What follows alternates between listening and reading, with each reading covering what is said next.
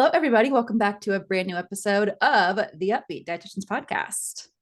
Hello, everyone. Today we are talking about a social media trend. It is all over and it has reached the influencers. So that's how we knew we need to talk about it. So today we are talking about colostrum supplements and raw milk.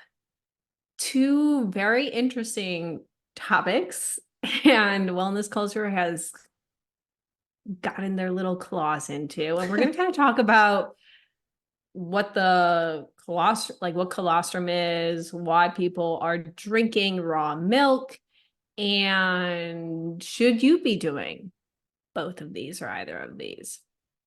A very brief intro is colostrum's just a supplement that's grown in popularity that people are taking much more recently. In pop culture news, I feel like we should have like a pop culture segment. Ooh, I like that. Yeah. Yeah, like why are we talking about this? And or like Ooh. what was our last straw What that TikTok led us did we see? Yeah, our last straw. that led us to make an episode about this. Sophia Richie, Lionel Richie's daughter, Nepo baby, TikTok influencer, also has a past history of being friends with the Kardashians. This is the extent of my knowledge of who she is. Just posted a smoothie recipe with the like LA trendy grocery store / restaurant Erewhon. And they're the like stores I have the $18 to like $20 smoothies for absolutely no reason. But they look very pretty, I will note. True. And in her most like her Sophia Richie smoothie, she has colostrum in it. And she's currently pregnant and she's saying she's taking it for pregnancy. So we'll be talking about that for sure. I was like, as soon as I saw that, I'm like, oh gosh, the sales are skyrocketing since that. Oh yeah. And then people are just choosing to drink raw milk over pasteurized milk. So we're going to talk about that as well. We'll get to it. I don't know the title of the episode today. Emily does a great job of usually naming our episodes, but dairy is sort of the theme of the day, if you haven't gathered. Sort of, yeah. I guess we'll get to this too, but the irony about certain dairy products being promoted and other ones being demonized. Just wellness culture things. Just wellness culture things. There should be a Pinterest board. I think of like the Just Girl things or whatever it was called back in our day. Oh my gosh, I can like visualize it. I just had a moment, like a flashback, like that. You could wait. What? Okay, quick TikTok reel idea. We're already deterring. You know how like people, I don't know if you've ever seen those videos where like people either make like really negative quotes, but they like put them in the ones I see more recently are like things surgeons have told me, like told med students in their first year. It's like you're like like it's like the most outrageous things. Yeah, we should do that. We'll make it a just wellness culture things. Ooh. And like compile like everything we've ever talked about wellness culture. And this could be like an ongoing series, just like pretty tech, like pretty background pictures, but like you can't drink soda, but you can have probiotic bubblies. Like something like that. I feel like that'd be cute. That'd be amazing. We could probably have a whole account of just those, honestly. It's like it's just that. That's our podcast, honestly, is an endless supply of just wellness culture BS that we're bashing on. Yeah. Okay, future idea for us. I love it. Okay. Anyway, let's get into, first of all, what exactly is colostrum? So if you've heard of it before, you likely have heard it referred to as liquid gold because it's usually like a yellowish color. It's what is first produced from the mammary glands when a baby is born. But other mammals also produce it besides just humans. And the colostrum that is being sold in a supplement form tends to be bovine colostrum, which comes from cows. So that's what it is. It's for babies. It's for human babies, baby cows, but it's being sold to adults. Yeah. We have a whole list of flaws. I guess we'll save it. Maybe we'll finish describing what it is. So the main purpose of colostrum, like when it's produced for a newborn, is it's really helpful in building that baby's immune system. There's certain antibodies, leukocytes. It helps with gut health. They get the nutrients they need being little tiny babies that were just born. It helps them have like that first poop, which is great for getting, rid of certain toxins in their body. It's for babies. Like, it is called liquid gold because it really does all the things that newborn babies need right after they're born. Things that when you're in your 20s and 30s aren't really a problem. Like, Yeah. you don't need to have that laxative effect from it because you aren't needing to do that first pooping on a daily basis, hopefully. But for a baby, it is a really, really great thing. It's one of the big benefits of breastfeeding. Yes. And another thing to note about it is colostrum in like humans is only lasts for like the first 3 to 4, 3 to 5 days of breastfeeding. After that, it turns into transitional milk. So there's a very small period. I didn't look what it was in like cows or like other mammals, but I assume it's probably similar, like a much shorter time period compared to other milk. Um, so it's like the first thing the baby's drinking. And then also it's really easy to digest. And this is important because like the babies are coming out not having any exposure to like outside food, like germs and like bacteria and just like the air. Like they are fresh out of the womb. And their digestive tract is like very vulnerable at this point. Yeah. If you're an adult, your digestive tract, maybe it could be messed up. My digestive tract messed up. But So all our TUD for buzz different know reasons. about your Yeah. GI tract being all kinds of messed up. Yes. But for different reasons. Yeah. So it's just like really important to know also like the flow of colostrum when it comes out of the mammary glands is just very slow because it's teaching the baby to nurse. Like you don't want to like coming out 100 miles per hour. It never comes out that fast. That'd be crazy. But That'd be really crazy. but like everything, a lot of the purpose behind colostrum is to essentially adjust this baby to the new world and help it learn how to adapt. Exactly. And speaking of like the gut, you mentioned how they have that brand spanking new baby GI tract that is not super developed. And so there are certain nutrients in a colostrum, either supplement or, in the actual stuff from the mother, um, that can freely pass into the bloodstream because that newborn's intestines are underdeveloped. But in adults, certain nutrients that are in colostrum that are claimed to be super helpful for us, they are going to get broken down in certain ways that it wouldn't be broken down in a baby. And so it's not going to be utilized as well. So our guts are just totally different. That's the bottom line. Is our guts are just totally different. And so we're using these nutrients in totally different ways because we've had 20 years, 30 years, 40 years of life to grow and develop, and our body adapts to that, which is a good thing overall. Mm-hmm. It's a good thing our body knows what it's doing and it can use grown-up food to support immunity, gut health, skin health, all those different things. Yes. It's just, we're going to talk about it more, but we're just in very different places in life. Yeah. Well, I kind of rattled off just a second ago some of the supposed benefits. The biggest two, I would say, that I see a lot of is immune health and gut health. Inflammation gets thrown around as a benefit with like all supplements. I feel like I know like the greens powders we've reviewed, inflammation was claimed. Seed oils, everyone's always claiming that those are going to make inflammation worse. So of course they're hopping on that trend too. But with that, we always say like, what exactly is being inflamed? Like, what antibodies are you talking about here? Like, at what dose, of course, always has to be mentioned. There's also some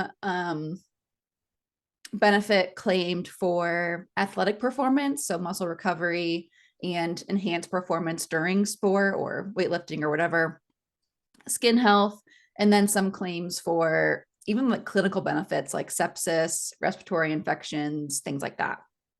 It just does so much. It does So everything. much. What can't colostrum supplements do? I was gonna say, it could probably also cure cancer. Probably. Could also Uh, probably cure depression. Just like wow. Does Liver King know about this? just Gwyneth Paltrow know about. I guarantee. I kind of look it up actually. If I want to know if Liver I feel King like knows what of if I would put colostrum money on someone and taking Gwyneth this, too. Gwyneth is taking this. Oh, yes. Is Wood Oh, Liver King? I called it. Yep, he has his ancestral grass-fed colostrum. I knew it. Interesting. I don't know if I would have expected that from him. His is a capsule, not a powder. It's Okay. $68 for 180 capsules. Oh my God. How many do you take per serving? That's what I want to know. Is it I like think take as needed? I think you take more than one per serving. It says it's like it ends up being about $68 a month. Dang. That is like my heat bill, electricity bill. It's so much. It's so much. Don't worry though, it is grass-fed and GMO free. Goodness. Yeah. Those cows are not eating any GMOs. Because that's how it works. The cow eats a GMO, and so you get the GMO. It doesn't go through any type of digestion or, getting pooped out or anything. No, it just goes straight through them. It just stays in the cow until you either drink their milk, their colostrum, or their beef. Ugh. Oh man, these poor Well, cows. those poor cows, which is one of our cons, actually a few of our cons. I already mentioned the one about our gut being more developed than a newborn's, but Mhm. the first and foremost thing I've listed here as one of the issues is we're humans, not cows. And most of the supplements being sold are bovine colostrum. And cow colostrum contains specific antibodies and nutrients that are beneficial to baby cows. May not translate into adult human benefiting from it. I was thinking about this argument about the anti-dairy people because we gotta take all the sides into account. And the Yeah. people that like argue like we shouldn't be drinking other animals' milks. But then I was thinking about it and I was like, we're not drinking cow's milk for the same reasons like cows are drinking their milk. Like oftentimes it's their baby is growing. Those are the main cows drinking cow milk. And then oftentimes it's like for us, it's like a really easy and accessible like protein source, like super easy carb source. It's very like affordable and accessible. I don't know if cows have issues with affordability and accessibility or food insecurity. Like I don't know their lives. But then I was thinking about it, I'm like, okay, let's think about that. So then maybe like the argument is like no cow products or like whatever. But the thing is like people are taking cow like colostrum for Mhm. the human benefits. So it's like a completely different, there's just completely different reasoning behind both of those. Right. And we're not baby cows. We're not baby cows. And I mean, speaking of like the anti-dairy group and like ethics, this is like way down on our list here, but we'll get to it now since it ties in. Some people are questioning the ethical practices of these bovine colostrum supplements because when we're taking this colostrum from the mother cow, does this mean that we are depriving this quote unquote liquid gold from some baby calf? Because there's only so much of this colostrum produced. It's not like milk, which can be produced over and over and over again for a long period of time. This is like right after giving birth, and then it goes away after however many cycles a cow has. I'm not sure. I'm not a vet, but I don't know where I stand because I do drink milk, and there can be, what you just said. Like, are we taking that away from baby cows? So I don't know where I stand personally, but it is worth questioning. Like, is it ethical to even take this away from the mom to give to the baby? Especially I feel like since there is just a limited like access to it, like we do not know. I don't know how long it stays in the cow system. Yeah. But like from a newborn baby standpoint, this is like very important for growth. Yeah. and there's a very limited supply of It's so it. funny because like some of the supplements will say, oh, how do they word it? They word it as like cow first or something like that. First, Let me find it. They is it like make like a animal claim. rights? Yes, they make a claim on the package What? that says it's like the cow basically gets it first. I forget how they word it. Let me find it. Oh, and then So they like anything know left over, we get the leftovers. Yeah. even though there's not probably that much Also, just in like any other total. supplement, who's verifying that? Yeah, that's not a regulated phrase. You could just Oh, say that. so some will say sustainable, which who knows what that means. And then calf first sourcing is another claim they'll have on the label sometimes, which sounds to me like the calf gets their pick of the liquid gold and the rest goes to the supplement brand. Hmm. Yeah. Uh, if you have to clarify that, maybe we shouldn't be doing that. Right. Interesting. Well, of course, being a supplement, we also have our usual cons, limited evidence supporting its use. There is some evidence on colostrum use, and some even support some of these different pros. But like we always say, we have to like dig past the abstract with a study and look at the sample size and the actual outcomes and who's funding the research. There's not enough evidence where I as a dietitian am going to say that colostrum is worth taking, especially at its price point, which we'll get to. Like there's some evidence, not enough that it's high quality or that it's been proven enough to be worthwhile. Yeah. We're gonna have to wait a We'll bit have for to the wait. research And then too, to of come course, out. our quality and safety concerns. I have not seen any of these that are third party tested, but they are calf first sourced or whatever I just said. Yeah. I don't So know anything about they're saying in the labels could just not be accurate. exactly. I don't know of any third party testing companies that test for calf first sourcing. No. No one is verifying if that's true or not, or if any of the other claims are true. Yeah. And if you're like wondering what we're talking about specifically when we say like when it comes to supplements, like we always talk about, we'll include our supplement episode in the bio if you'd like to listen to that episode after where we kind of go into regulation and whatnot. We should include a few other episodes too. We talk about other supplements, just so they can kind of. I feel like if they're wondering about colostrum, they could be wondering about other supplements too. Let's just throw Herbalife on there because that Let's comes throw to mind. Herbalife. Golo can be thrown in there. Oh, go. That was a very Oh, recent one. Oh, well, didn't we do Beachbody or I was something? thinking Beachbody. We You know, definitely we talked may about as Liver well. Kings. I was like, we may as throw Gwyneth and Liver King on there. Gwyneth, All right, there we go. We got other episodes for you guys to watch. you're gonna be hearing the same thing basically over and over and over again in each of And those. then you will know Yep, what to expect every time. you'll be able to recite it. Let's talk about possible side effects Okay, because that's always fun. that's always fun. It's just like reminds me of like any medication commercial where it's like side effects Yep. include cardiac arrest. Or if you're allergic to this pill, don't take this pill. Yeah. Oh, genius idea. So some possible side effects of colostrum, if you're planning on taking the supplement or curious, are nausea, flatulence, diarrhea, unpleasant tastes, and individuals with dairy allergies or lactose intolerance should also avoid bovine colostrum supplements because the Dairy. lactose in it and is dairy.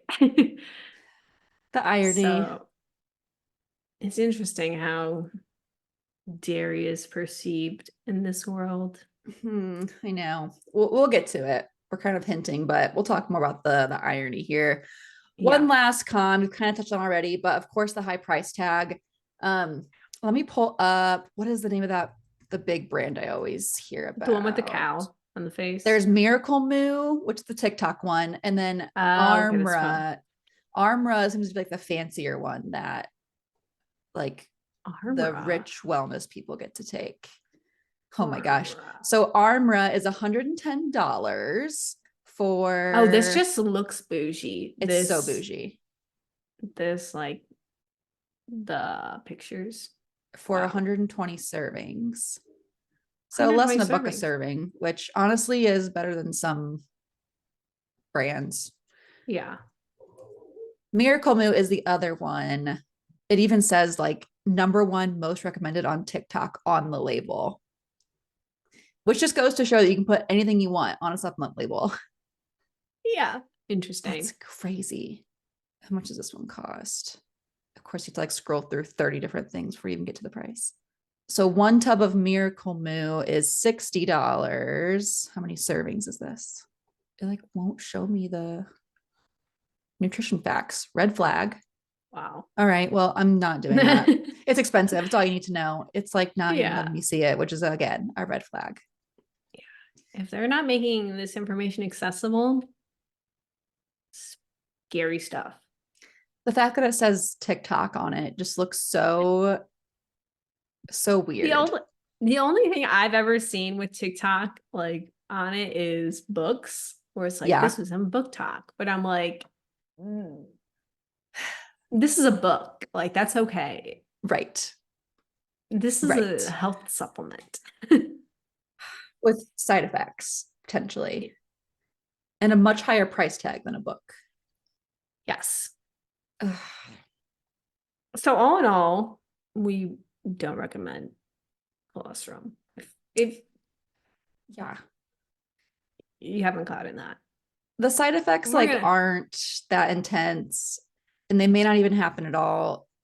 I think it's more of one of those things where you're paying $100 a month for nothing, basically. Yeah.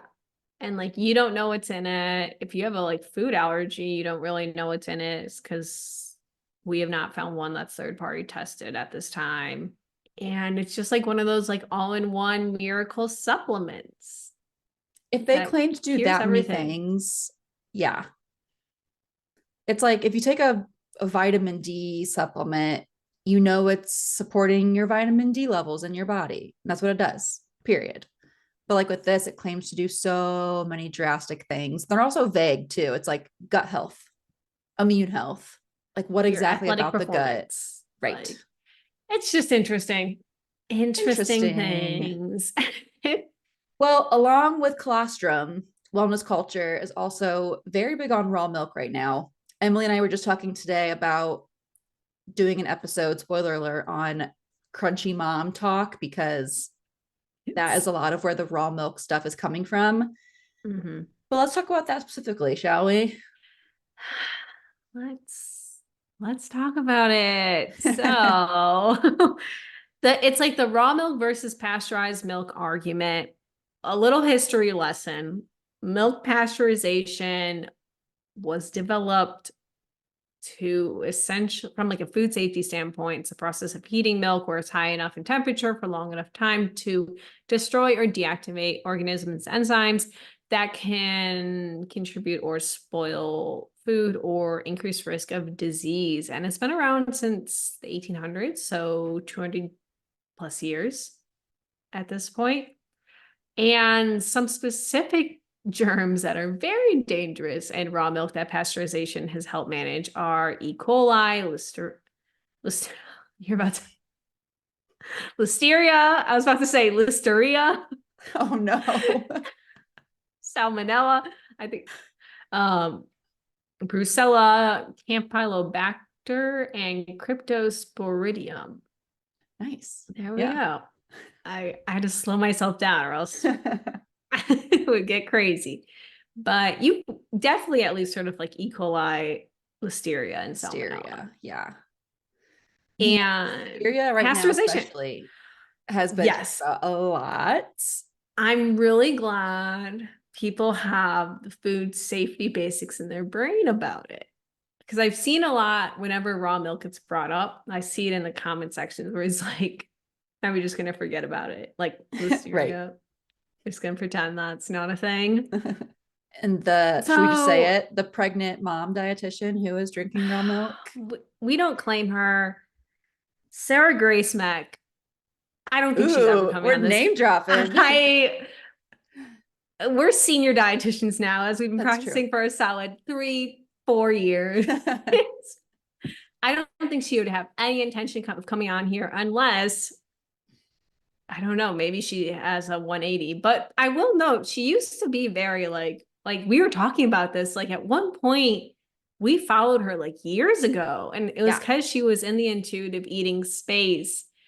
And then we don't know what changed when. What if she's the marketing person behind Golo that we talked about? Oh my God, she's the one that got sick of it. And she's She like, is the one who went rogue. ooh, a potential candidate. And she has a big enough like following that like they could have easily found her Right. online And and they're be like, like, oh, you know we about want intuitive you. eating.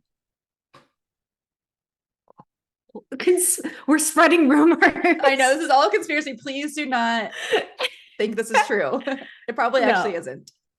no, probably there's probably a lot of like There's dietitians that so have many who had have, enough. yes. Give us 10 years. Give us 10 years, see how we are doing that. Yeah.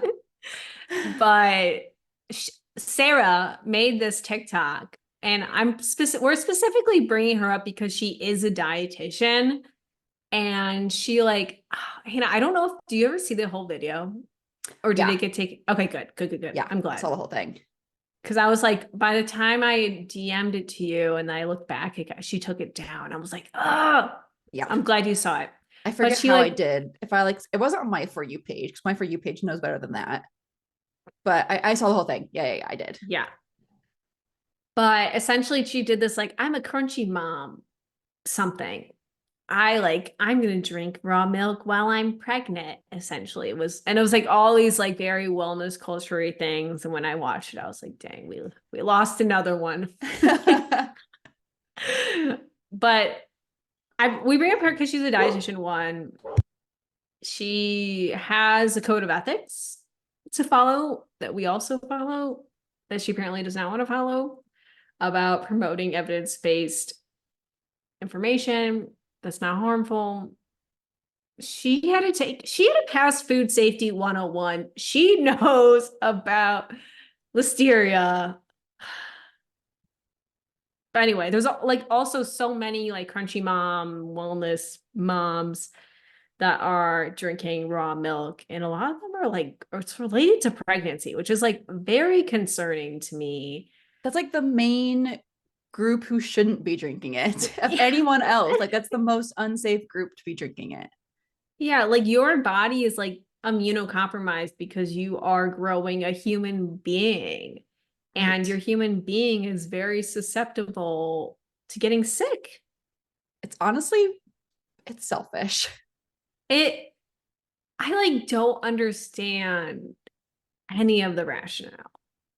Especially because regular dairy provides, it's safer, obviously, we're going to get to that, but it provides the same nutrients. So like Mm-hmm. what is the benefit? Like anything, there's, it's, I'm mad. There's not, it's not worth it.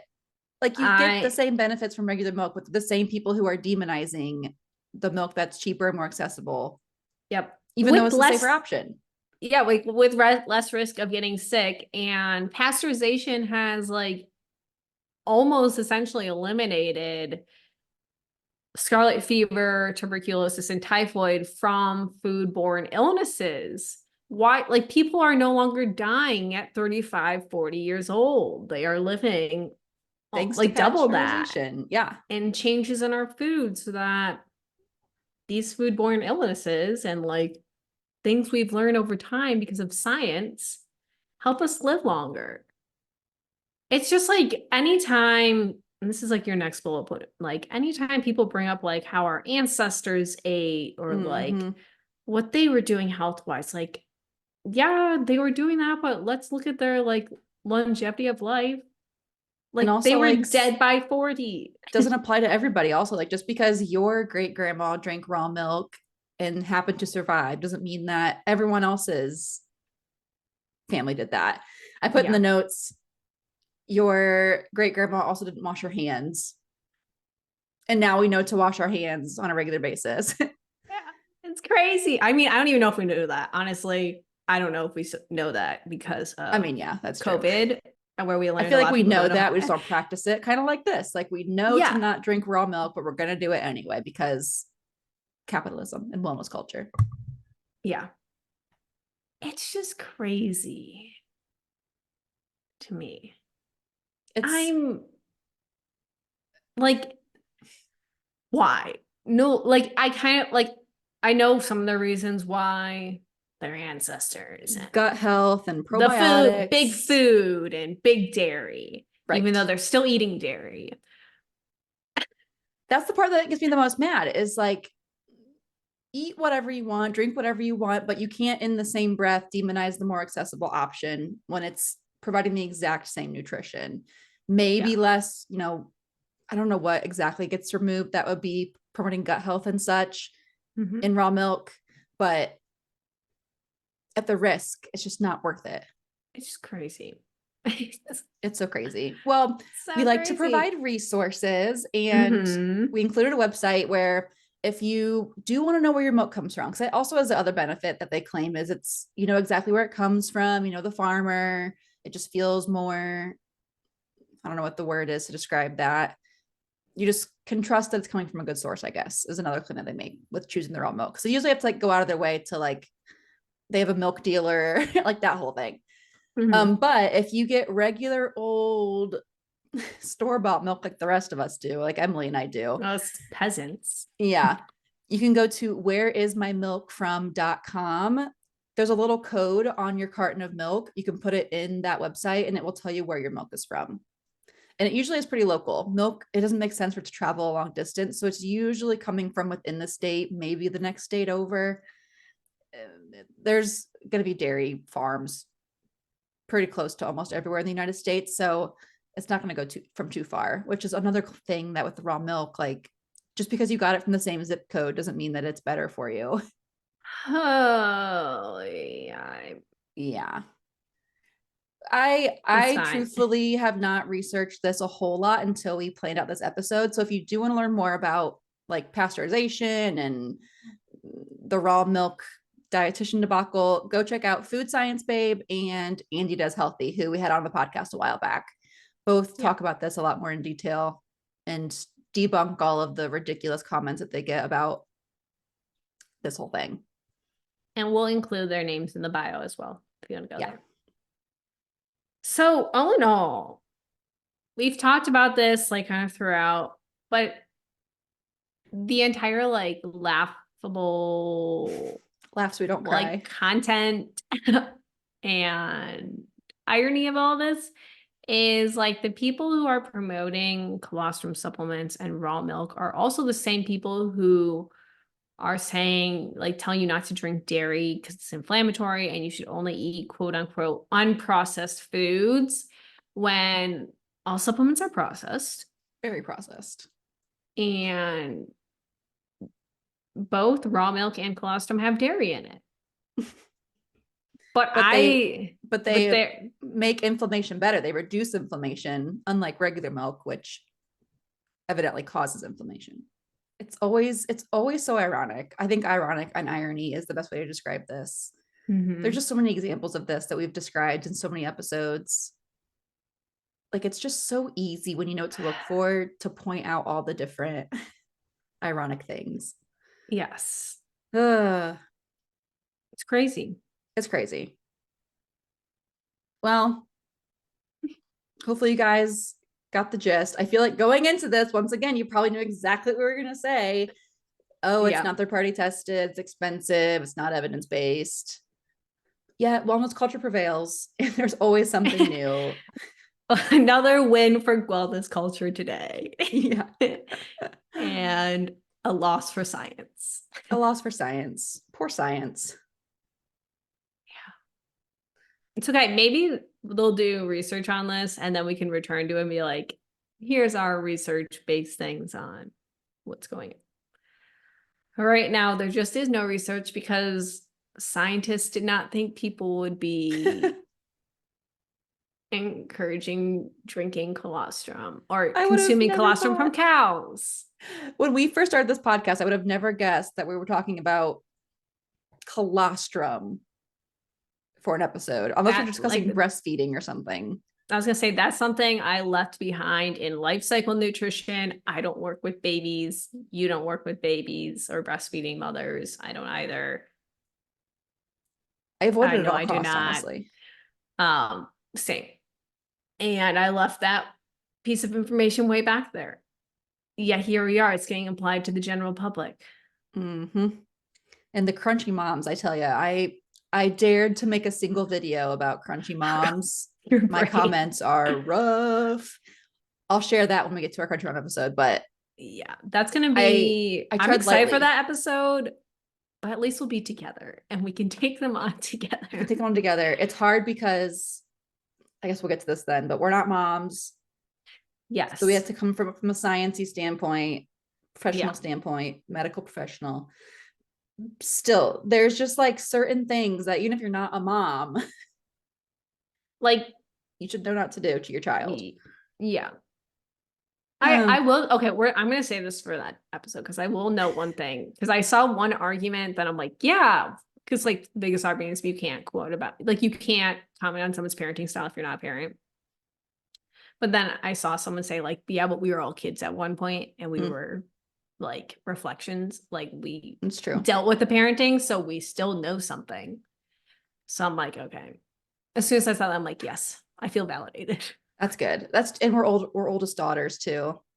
Gotta be something there that we can rely on. There's definitely something there. But yeah, we'll let you guys go. Subscribe to the YouTube. If you're not already, what are you doing? Please go subscribe there. We include all fun things and you can see our beautiful faces. Check out our bonus question. Today, we're going to be talking about the best type of milk. I don't think we've done this question. Okay, I had like a weird memory that we did, but I wasn't for sure. Actually, we might have, but I think it was like 2% versus skim versus, but like I like we're going to talk more specifically about like flavored milks. I think that's a better way to go. Hannah, you're going to hate my answer, but I know. we're going to say that for the bonus question. So you guys are going to have to listen. All of our bonus content is exclusively on Spotify right now. For a low charge of $2.99 a month, you get to get more of us every week. So how exciting is that? And support the podcast so we can keep doing this. Yeah, we can keep talking about raw milk. Not gonna lie, we need some financial motivation to keep doing this. Yeah, we're besides just getting knocked down every week by wellness culture, where morale might be a little low. But yeah, we appreciate you guys. Support our dreams of our little cafe in the mountains. Yeah. With this episode playing in the overhead intercom. And a TV with another episode of our faces. There's just all this stimulation in the back. And then in the balcony, there's an overhead microphone with another episode playing. Also, you and I are there doing a live episode at the same time. We're just like constantly doing a live episode at all times. That'd be so overstimulating. That's my nightmare, honestly. Like, if we're gonna do a business, it shouldn't be a nightmare to us. And that sounds terrible. It should be calm and quiet. Yeah. Be like, oh, okay, you know, silent discos? It could be silent podcast. That seems like it's contradicting, but we'll figure out a way. It's going to be the most introverted, quiet podcast zone with coffee you've ever been to. Yes. And dogs. All right. It's allowed. Okay, guys. We'll see you next week. Thank you for listening. We appreciate you. Bye, guys.